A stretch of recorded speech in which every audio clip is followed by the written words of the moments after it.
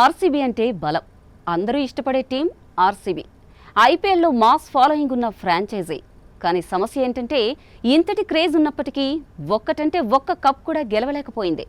ప్రతి ఏడాది ఏదో ఒక అడ్డంకి, ఏదో ఒక మిస్టేక్, లేదా ఏదో ఒక దురదృష్టం, ఇలా ఏదో ఒక కారణంతో ప్రతిసారి టైటిల్ చేజారిపోతుంది. ఈసారి కప్ మాదేనని ఆర్సీబీ ఫ్యాన్స్ హడావుడి చేస్తుంటారు. కానీ ఐపీఎల్ ముగిసేసరికి ఆ ఉత్సాహం ఉండదు.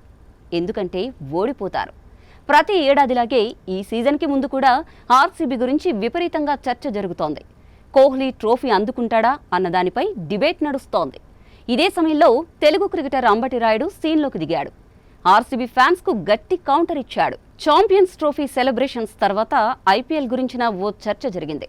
ఆ సమయంలో ఆర్సీబీ మాజీ కోచ్ సంజయ్ బంగార్ ఈసారి బెంగళూరు టీం గెలుస్తుందని, ఖచ్చితంగా ఆ టీం ఐపీఎల్ కప్ ఎగరేసుకుపోతుందని బంగార్ కాలర్ ఎగరేశాడు. బంగార్తో రాయుడు విభేదించాడు. ఆర్సీబీ క్వాలిఫైర్ 2 వరకు మాత్రమే వెళ్లగలదని అభిప్రాయపడ్డాడు రాయుడు.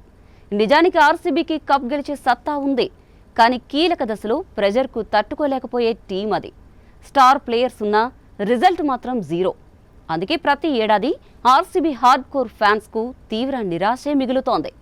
చూడాలి మరి ఈసారైనా బెంగళూరు జట్టు ఓటమి కంచెలను దాటుతుందా, లేదా ఎప్పట్లాగే నెక్స్ట్ సాలా కప్ నమ్దే అని సరిపెట్టుకుంటుందా అన్నది కొన్ని నెలల్లో తేలిపోనుంది.